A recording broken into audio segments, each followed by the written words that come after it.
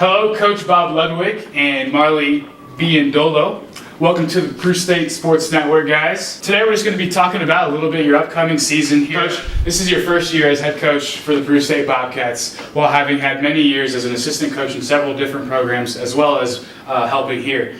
How have the first few months gone in training and prepping the guys for the upcoming season? Sure. Well, it's been pretty crazy, getting hired fairly late in the game as far as, the recruiting calendar is concerned. Put us in a position where we had to bring in a lot of guys. Yeah. But that being said, with the time frame of which we came in which I had to hire a staff, it's going pretty well. The guys have attacked things in the fall pretty good, have taken a good mindset and have been fun to work with. So overall, it's going really well. What are some of the things that you're seeing out there so far in these past 2 months of training and everything? Sure. From the team. I'd like to see a little bit more of a consistent approach. I think on our good days we're pretty good, and then on our bad days we're a little rough. So that's probably the primary thing we're focusing on right now, is just making sure all of us are individually everyday guys and an everyday team.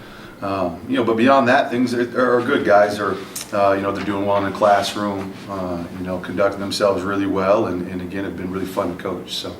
Marley, as our Bobcats men basketball fans know, you are from Australia. Mm-hmm. Obviously, you've adapted well to Peru State.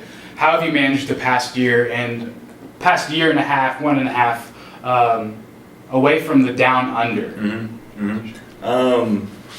To be honest, probably technology. With FaceTime and all that stuff nowadays, it's pretty easy to stay in touch with family and friends back home. So that's helped a lot. But being here, especially last year, was the first time where I felt like the year went by the quickest. I don't know if that's because I was enjoying basketball the most or what it was, but it was a pretty easy transition coming here and then, not feeling too homesick and things like that. So I feel like this year will be the same. It'll be like a blur, and, it's my senior year, so it'll be over pretty quick. So I'm just trying to take it all in, and experience everything that I can here, and have a great time while I'm here. So.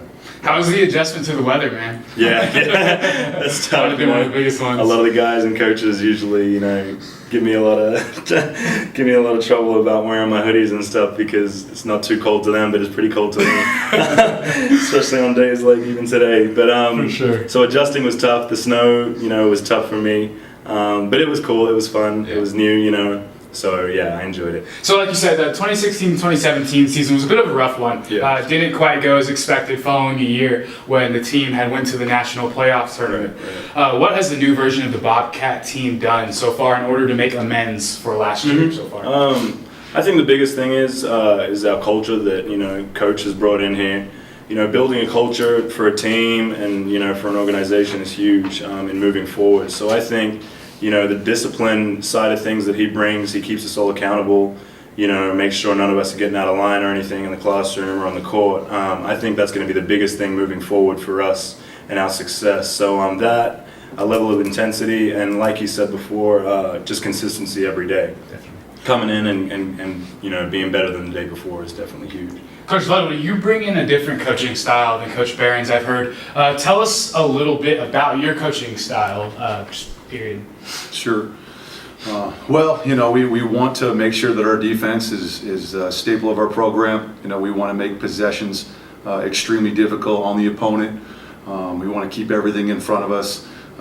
People have a lot of different philosophies. Mm-hmm. For us, we want to force contested jump shots. So that may not always mean picking people up, 90 plus feet, turning them a million times, trapping them and getting crazy.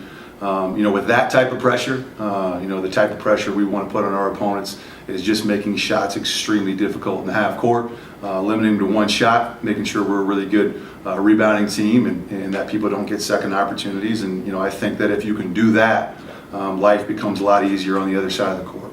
Like you were saying, Coach, you brought in a lot of guys this season. It's one of the biggest teams that we've seen here at Peru State. Tell us a little bit about your newcomers, your freshmen, and your transfers. Sure. That's a lot of guys. Yeah. Those three groups, combined. Some of, I guess, the top guys returning, whether it's far as production or potentially, I guess, improvement. Obviously, Marley, first and foremost, is our returning leading scorer. He's been elected a captain amongst his teammates. has carried himself, has been really impressive. Since I've been here, one of the more impressive young men I've ever been around. So to have that luxury coming in terms of having a returner like that, a senior, be able to kind of set the tone has been great. We're looking forward to getting him back here. He's had a little bit of an ankle sprain, but has still done really well for us in that regard. Noah Vasa has been a young man that has really improved. He's put in some work. He's lost a little weight. He's made some adjustments in his game that have been fun to watch. Paulius Sakinas is another young man who's a really hard worker. Like Marley and Noah, and really the majority of our seniors is a high GPA kid, who's really done things, the right way. Has worked really hard in the weight room. Has worked really hard on the court.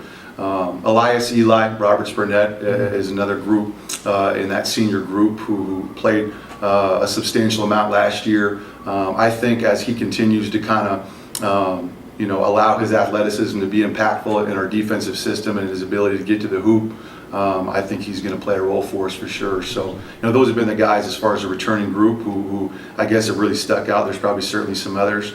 As far as newcomers, again, we only brought back 8 guys, and really only the guys I just mentioned played any minutes last year. So we felt like it was important, to make sure we provided ourselves an opportunity, to have enough players and to try to have some depth.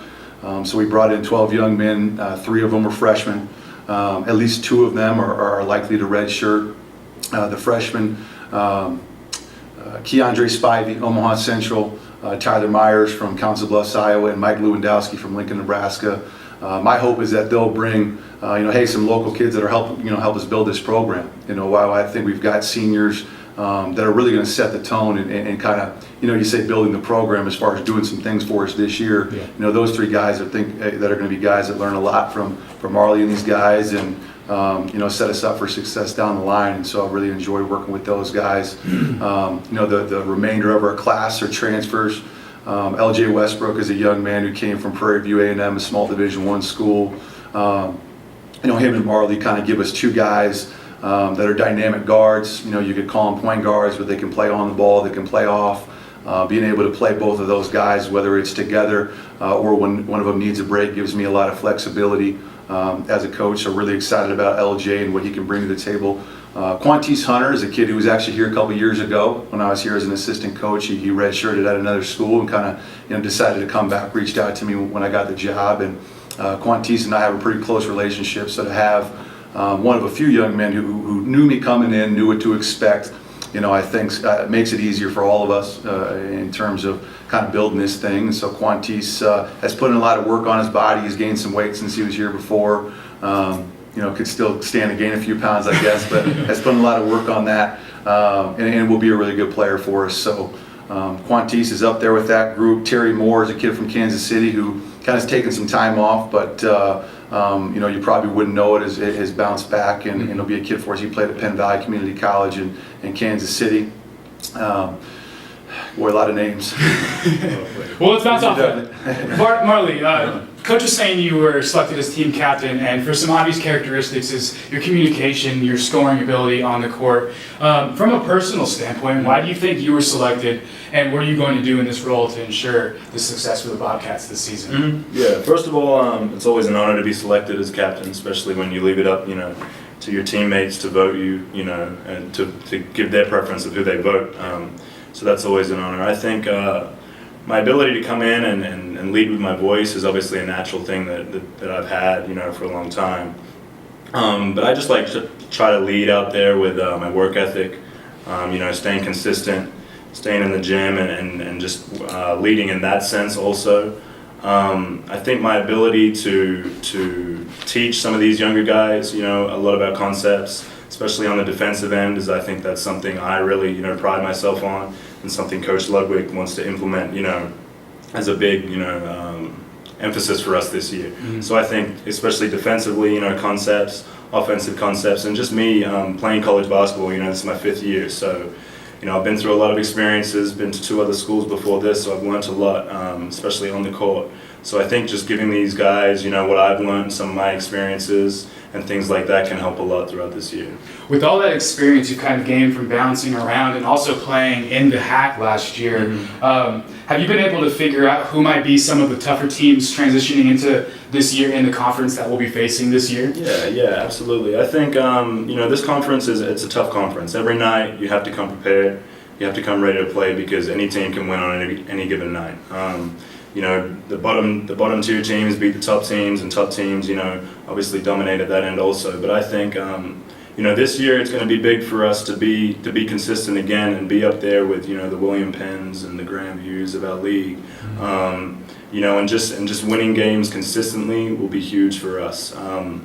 So I think being up there with those top tier teams will be a big emphasis of ours this year for sure. Coach, sticking with conference foes, what are some keys for your team to be competitive in the hack this year, as well as nationally? Sure. Going back to the defensive side, getting these guys adapted to the way we want to do things and improving on that end.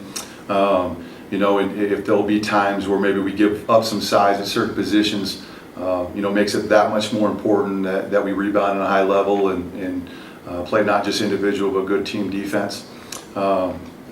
Cannot emphasize enough rebounding for us. We want to make sure that we're not giving people second opportunities. So that'll be the biggest thing. And then on the other end, I just think ball control. I think we've got a group that has a chance to have some success offensively. I think we could have some balance. I think we've got unselfish guys. But for that to come together, I think making sure to take care of the ball is going to probably be our biggest thing right now. Coach, I just want to ask you one last question. Is there anything else you'd like to add regarding the upcoming season for the fans, family, the hack, anything? Sure. Well, we're looking forward to the community coming out and supporting these guys.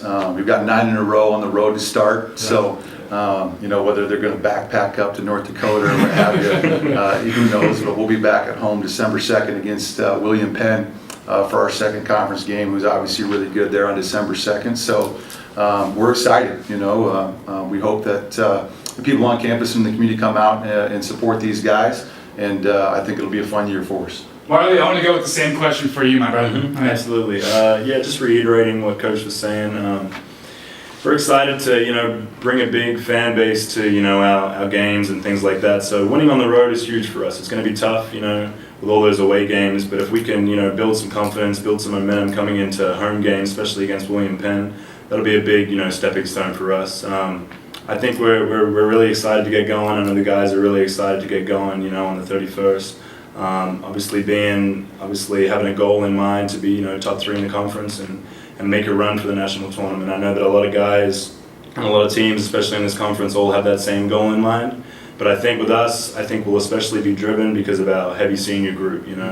It's our last chance to really go out there and give this thing a really good go. So I think that'll be extra motivation for us, to get out there and get wins and be top 3 in the conference and make a run. Well, Bobcat fans, basketball season is right around the corner. Peru State men's basketball team will be opening up at Valley City State University on October 31st, followed by a competition with Mayville State the following day. Coach Ludwig said it himself, we are home December 2nd at William Penn. Guys, best of luck this season, and we look forward to the success on the court. Thank you very much. Thank you.